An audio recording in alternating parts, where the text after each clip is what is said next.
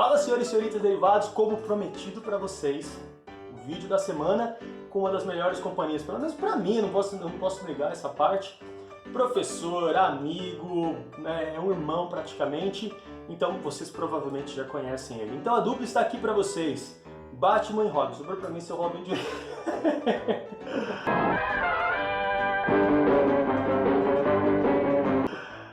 Fala aí, dá um oi pro pessoal, meu amor. Salve, lindos! Estamos aqui, junto com essa pessoa maravilhosa aqui, para comentar um pouquinho agora essa nova fase dele também, de comentaristas de diversos assuntos aí. E a gente está aqui para trocar ideia, fazer um diálogo e deixar, espaço para que esse diálogo possa crescer também e possa também ajudar vocês de alguma forma também. Lembrando sempre que é sempre algo superficial e nada de, digamos assim, muito profundo, né? É aquela coisa tão concreta que a gente fala, nossa, isso aqui é uma coisa extremamente concreta. Não é de fato, mas toda a ideia ela é importantíssima para que a gente consiga ter uma visão e até talvez concretizar alguma coisa que a gente já pensa. Então começa com uma ideia, em algumas coisas talvez vocês possam pegar para vocês e concretizar aquilo ali que você já tem uma vontade de fazer e que você já acredita. Então é isso aí, sem mais delongas, senhores e senhoritas derivados, bora pro vídeo. Então pessoal, na verdade a ideia do que a gente quer apresentar para vocês hoje, que eu acho que é extremamente pertinente para o momento, seria a ideia do ensino à distância, mas com uma grande ressalva. O que eu queria mostrar para vocês, uma ideia que eu tenho discutido, que nós temos discutido na verdade, que não é só o ensino à distância, mas sim a distância do ensino. E esse é um ponto que pega bastante. Né? Ficar distante do ensino, até que ponto? Aí você pode pensar, falar assim, professor, mas você vai falar de novo do negócio de educação. Eu sei que para vocês já é uma coisa que muitas vezes enche o saco, falar de educação não é aquela coisa tão intensa do mundo. Enquanto tiverem um livro nas mãos, serão como eu. Mas a gente vai apresentar de uma outra forma para vocês, né? Um outro olhar também, o nosso olhar de como que as coisas estão acontecendo, como também aconteciam dentro da sala de aula, porque a gente tem, de certa forma, um espaço, um poder de fala, né, Borbinha, para a gente poder falar sobre isso daí. E jogando para você agora, né, como é que você tem visto essa questão aí do ensino à distância ou da distância do ensino? Basicamente, mais é por conta da distância do ensino, porque o que a gente está tendo hoje não pode ser comparado ao ensino à distância, porque não é um ensino à distância, é um ensino remoto, que se diz, né? E a gente eu pude perceber o quanto a gente teve que se reciclar e aprender muita coisa para poder trabalhar remotamente, para poder dar aula sentada. A gente que gostava sempre de ficar desfilando pela sala. Os alunos me procurando na sala de aula, cadê você? Eu tenho o professor André. E a gente teve que se adaptar, e o bacana foi que pelo menos eu consegui me adaptar bem, demorei um pouco, mas consegui me adaptar bem, mas pude perceber também que foi que assim, alguns alunos assim acabaram não tendo, digamos assim, não conseguiu pegar essa questão do ensino à distância, por mais que, do ensino remoto, por mais que agora você tem até um pouco mais de conteúdo, você tem aulas gravadas, então aquele aluno que era bom, ele até ficou melhor, né? Porque você tem ali toda a disponibilidade, mas enquanto professor a gente sente muita falta da participação do aluno ali, sabe?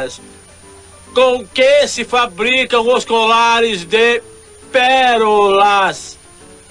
Com as pérolas!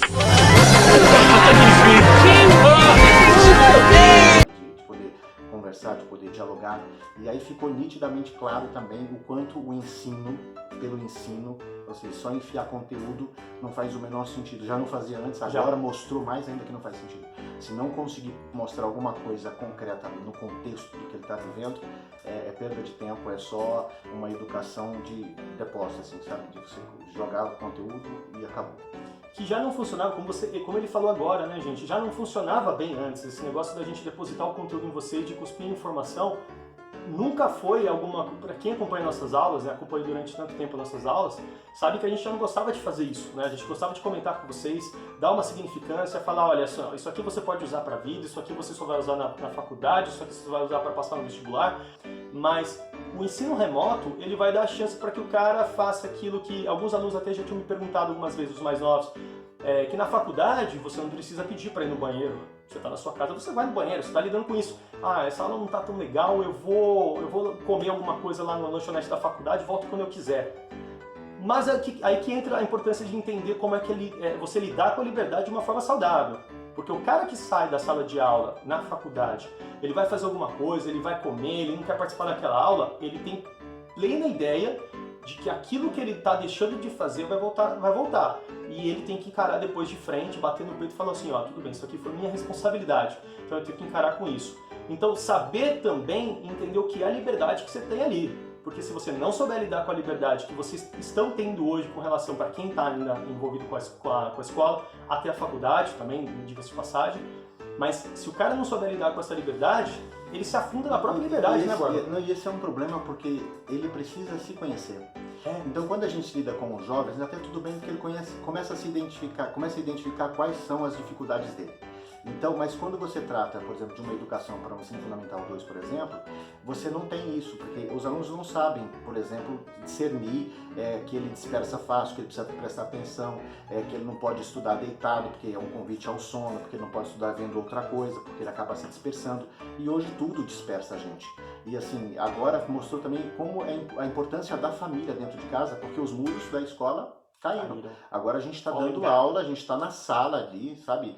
Sala de casa, não é na sala de aula, é a sala de casa. Né? Então, vez por outra, a gente está comentando determinado assunto, até aparece um pai, uma mãe ali, dá uma risada, comenta, e a importância desse autoconhecimento, de assim, saber qual que é a minha dificuldade. Assim, eu me disperso nesse sentido, eu me disperso quando eu vou fazer um trabalho, alguma coisa, se tiver um computador do lado ou um celular apitando ali, eu vou me dispersar. Esse processo também é um processo que não é fácil e é demorado. Assim, para uma pré-adolescente, é quase impossível ele chegar rapidamente nesse autoconhecimento, que aí vai também da ajuda do professor e principalmente da família também, em reconhecer essas debilidades, né?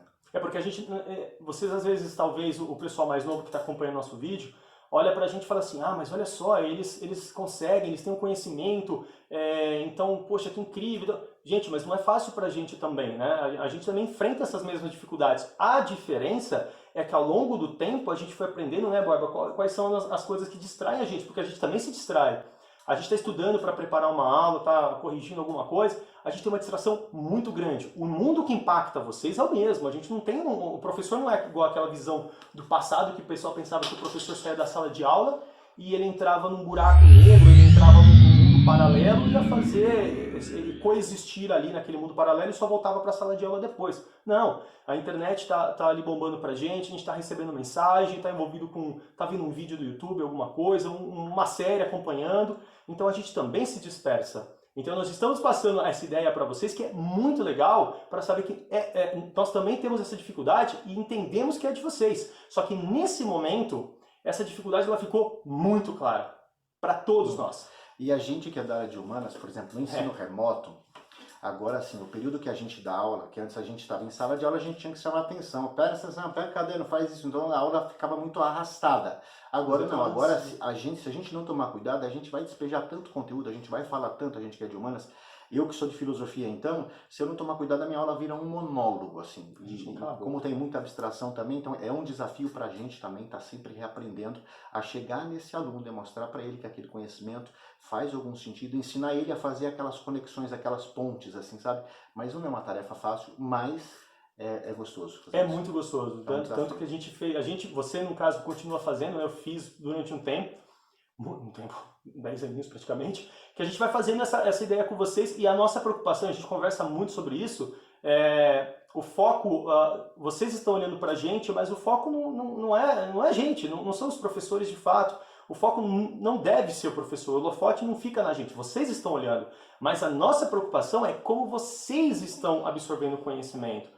E também, que é o que você costuma falar, né, que é o saber fazer com o conhecimento que recebeu, né? Exatamente. Ensinar para vocês alguma coisa e não querer saber o que você aprendeu. Querer saber o que você consegue fazer com o que você aprendeu.